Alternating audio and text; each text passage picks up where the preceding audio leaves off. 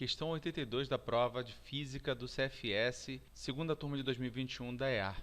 Uma questão de capacitores dizia o seguinte: no circuito da figura aplica-se entre os terminais da associação uma DDP de 90 volts, sabendo-se que os capacitores C1 e C2 adquirem cargas respectivamente iguais a 12 microcoulomb e 3 microcoulombs, e que a tensão no capacitor C1 é de 60 volts, a capacitância equivalente em microfarad entre os capacitores C2 e C3 será, ele dá as opções aqui. Primeira coisa, galera, que a gente tem que se lembrar aqui, quando a gente está trabalhando com capacitores e nós pensamos numa associação de capacitores, a gente tem que pensar no inverso do que acontece com a associação de resistores. Então, num circuito em série de resistores, nós teríamos que a resistência equivalente seria a soma, enquanto a resistência equivalente num circuito paralelo seria a soma dos inversos. Já para os capacitores é justamente o contrário que acontece.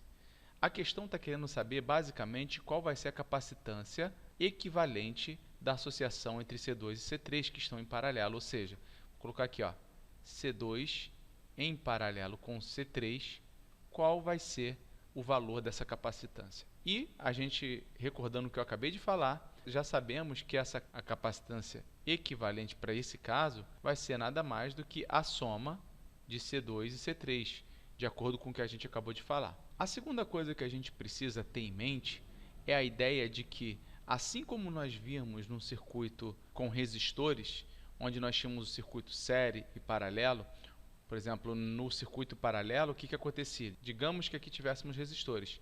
Teríamos uma corrente total percorrendo aqui, o circuito principal. Quando chegasse nesse nó, haveria a divisão da corrente em duas partes, I1 e I2, sendo que a soma de I1 com I2 seria igual à corrente total. Algo bem similar vai acontecer aqui para os capacitores, só que em vez de falar em corrente, vamos falar agora de carga, que é uma grandeza muito bem associada à corrente, né? A gente sabe que a corrente elétrica é a carga que flui através do tempo, tá ok? Então, de certa forma, corrente e carga têm uma boa relação para a gente associar e pensar nessa similaridade de tratamento. Então, o que vai acontecer? Se antes nós tínhamos, por exemplo, num circuito resistivo aqui, ocorrendo a divisão da corrente, nós teremos, digamos assim, a divisão da carga. Então, se eu tinha uma carga total passando aqui em cima, por exemplo, no capacitor C1,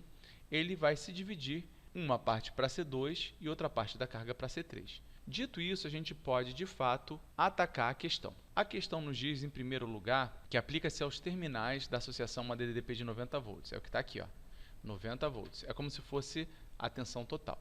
Os capacitores C1 e C2 adquirem cargas, respectivamente, iguais a 12 e 3 microcoulombs. Ou seja, temos aqui ó, C1 com uma carga Q1 igual a 12 microcoulombs e C2 com uma carga Q2 igual a 3 microcoulombs. A gente já vai lembrar do tópico que eu acabei de falar. Se eu tinha, digamos aqui, ó, passando no capacitor C1, uma carga total de 12 microcoulombs e ela vai ter que se dividir a partir desse nó, por conta do circuito paralelo, nós teremos aqui que uma parte da carga de 3 microcoulombs veio para o capacitor C2 e a carga restante, que eu vou chamar de carga 3, Q3, vai ser a diferença entre a carga total e a carga que se subdividiu para o capacitor C2. Ou seja, teremos aqui uma carga Q3 igual a 9 microcoulombs. Outra informação que a gente tem que ter, que basicamente isso vai ser um repeteco daquilo que a gente já via também para associação de resistores, é que nós temos aqui, ó, por exemplo, o ponto A e o ponto B. Vou chamar genericamente aqui de ponto A, ponto B, vocês poderiam chamar de C, D, E, do jeito que vocês quisessem.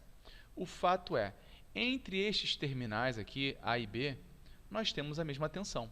E a gente tem aquela ideia também de queda de tensão. Então, o que acontece? A questão nos fala que a tensão no capacitor C1 é de 60 volts, ou seja, eu posso dizer que V1, a tensão aqui, vai ser igual a 60 volts.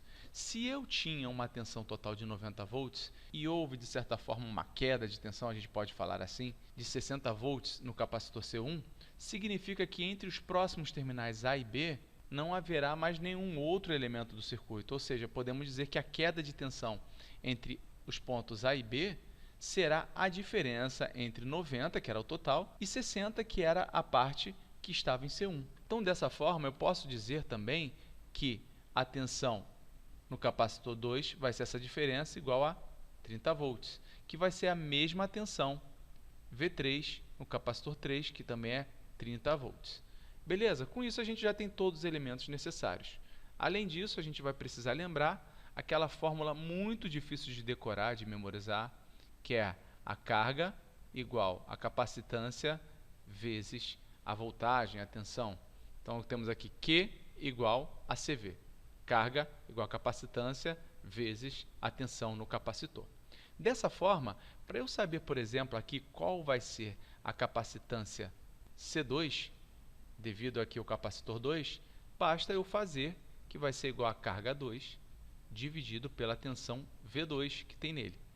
Carga 2, a gente viu que aqui é 30 microcoulombs, dividido pela tensão 2, que é de 30 volts. Com isso, posso dizer que a capacitância C2 será igual a 0,1 microfarad. Utilizando o mesmo raciocínio, a capacitância C3 vai ser igual a carga 3 dividido pela tensão nesse mesmo capacitor V3, ou seja, Q3 a gente viu que é 9 microcoulombs, dividido por 30 volts, os mesmos 30 volts, teremos então que C3 vai ser igual a 0,3 microfarad. Desta forma, por fim, a gente relembrando que a associação de capacitores em paralelo, ou seja, capacitância equivalente, será a soma das parcelas de cada um dos capacitores contribuintes nesse circuito. Então, posso dizer que C2 paralelo a C3 vai dar uma capacitância equivalente, dada pela soma de 0,1 mais 0,3 microfarad, e aí teremos então que essa capacitância equivalente será de 0,4 microfarad, que é a resposta letra C.